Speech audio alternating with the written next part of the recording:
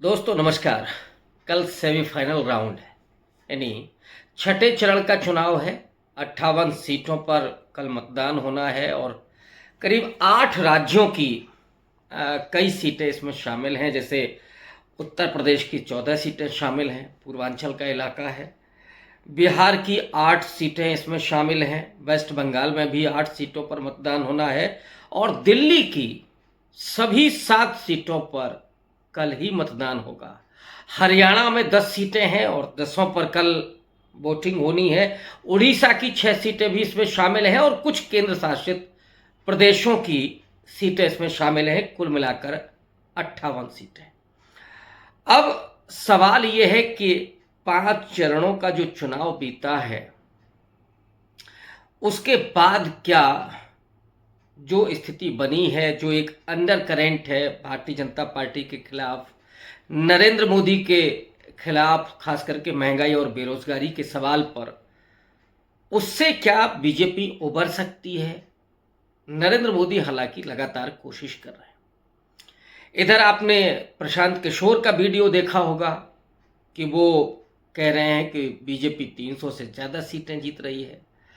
बीच में बहुत सारे सेफोलॉजिस्ट थे, वो थोड़ा सा बदलने लगे थे। संजय कुमार हैं, वो बदलने लगे थे। लेकिन फिर अचानक जो फलूदा मार्केट है वो बढ़ने लगा, यानी बीजेपी के पक्ष में जैसे स्थितियां बनती हुई दिखाई देने लगी। क्या ये सच है या फिर उस गुब्बारे को फुलाया जा रहा है ताकि जो मतदाता फ्लोटिंग है, और भारत जैसे लोकतंत्र में फ्लोटिंग वोटर 10% से लेकर के 20% तक, जब से टेक्नोलॉजी आई है, जब से सोशल मीडिया आया है, जब से तमाम इन्फ्लुएंस करने वाली तकनीकी आए हैं, तब से ये फ्लोटिंग वोटर ज़्यादा बढ़ गया है। क्योंकि वो कई बार डिसाइड नहीं कर पाता, कई बार नहीं समझ पाता है कि असल में क्या है, और फिर वो माहौल देखता रहता है सोशल मीडिया पर, वो गोदी मीडिया के जरिए। इसीलिए इस बार जितना नरेंद्र मोदी इंटरव्यू दे रहे हैं, इसके पहले किसी भी चुनाव में उन्होंने इतने इंटरव्यू नहीं दिए और लगातार झूठ भी बोल रहे हैं। चुनाव आचार संहिता को धता बताते हुए बिल्कुल जमकर हिंदू मुसलमान किया जा रहा है। और एक दिन प्रधानमंत्री ये भी कहते हैं कि अगर मैं हिंदू मुसलमान करूं तो सार्वजनिक जीवन मेरा खत्म हो जाएगा। 48 घंटे नहीं बीतते हैं वो फिर हिंदू मुसलमान करने लगते हैं। और इस्लामोफोबिया की फिर से एक तरह से हिंदू जो बहुसंख्यकवाद है, या जो हिंदू उनको लगता है कि ये मुस्लिम डर के कारण, इस्लामोफोबिया के कारण वोट डालने के लिए जाएगा, अभी वो निराश है, नाराज है, महंगाई से पीड़ित है, बेरोजगारी से उसकी हालत खराब है। जो किसान है, तो किसान में भी कुछ जातियां ऐसी हैं जो डराई गई हैं पिछले 10-15 साल में, उनको कैसे चार्ज करना है, इसके लिए लाठी चार्ज मुसलमानों पर हो रहा है। संभल में हुआ था, अभी उत्तर प्रदेश के डुमरियागंज से श्रावस्ती की तरफ से खबरें आ रही हैं कि वहाँ पर मुस्लिम जो बस्ती है उसमें गश्त किया जा रहा है। ये अच्छी बात है कि अगर कोई अमन चैन के लिए किया जा रहा है तो उसका स्वागत होना चाहिए।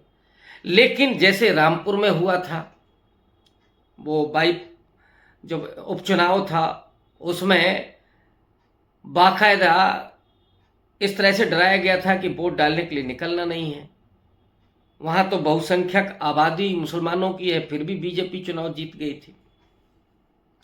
उसी तरह से अब पूर्वांचल के इन हिस्सों में वो हिंदू मुसलमान करने की कोशिश हो रही है, मुसलमानों को डराने की कोशिश हो रही है। असल में जो लाठी चार्ज है वो हिंदुओं को चार्ज करने के लिए, वो हिंदू जो भाजपाई हिंदू हैं, दलित नहीं, पिछड़े नहीं, जो भाजपाई हिंदू हैं, उनको कहीं ना कहीं रिचार्ज करना है, क्योंकि वो इस समय वोट करने के लिए नहीं जा रहा है।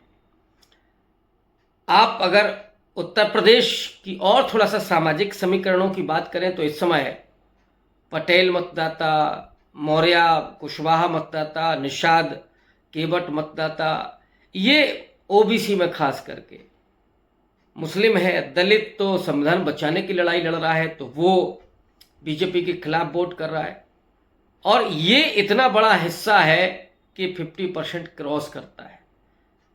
19 से 20% मुस्लिम है, 21.5% बल्कि 22 मान लीजिए 22% दलित है, तो ये 42 होता है। 8% यादव है, 50 होता है।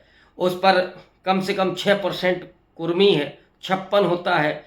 और करीब ये जो अति पिछड़ा जातियां हैं जो नदी से जुड़ी हुई हैं, नदी के कामकाज से, जिसमें बिंद है, केवट है, निषाद है, कश्यप है, ये जो जातियां हैं, चौहान है, ये 10% से ज़्यादा है।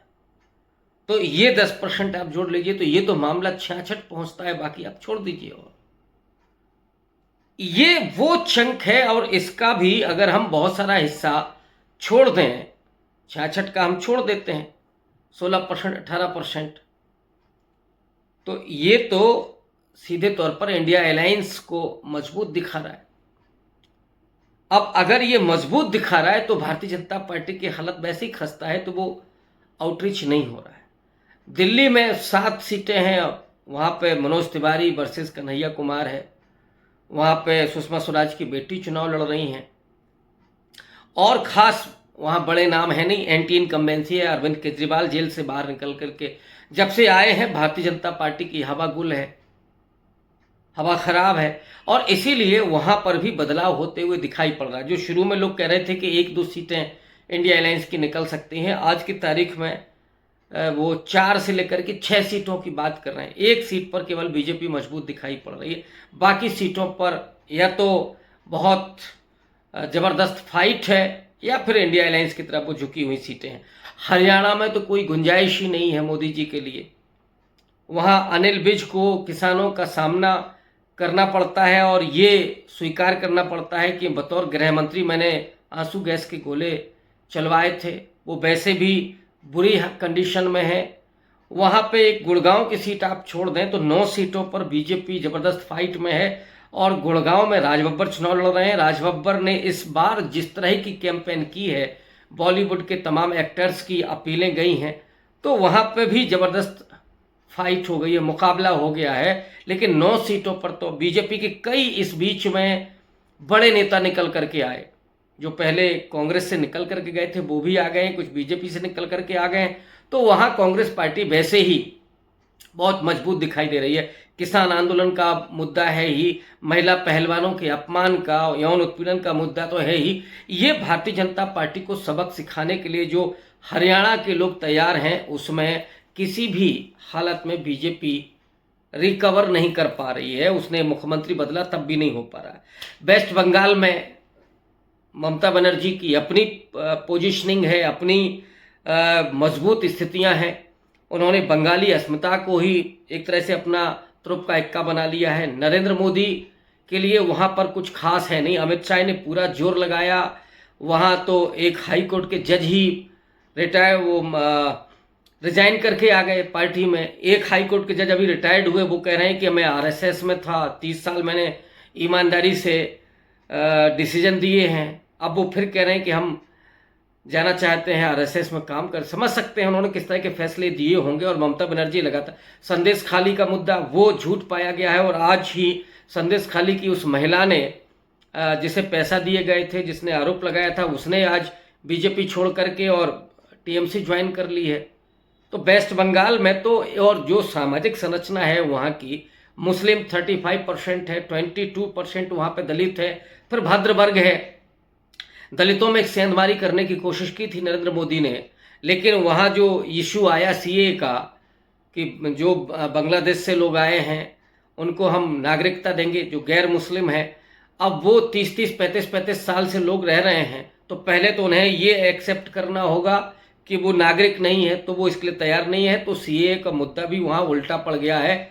जो नामशूद्र वहाँ पे दलित हैं उनमें तो वो भी स्थिति बड़ी खराब हो गई है। बांग्लादेश सॉरी पश्चिम बंगाल में, और इसीलिए माना जा रहा है कि वहाँ जो 22 सीटें बीजेपी ने पिछली बार 18 सीटें जो जीती थी, वो 18 सीटों पर भी पहुँचते हुए नहीं दिखाई पड़ रही, जबकि ममता बनर्जी ने जो 22 सीटें जीती थी, हो सकता है कि वो उससे बेहतर करें और कांग्रेस लेफ्ट को भी वहाँ एक एक दो दो सीट मिल सकती है।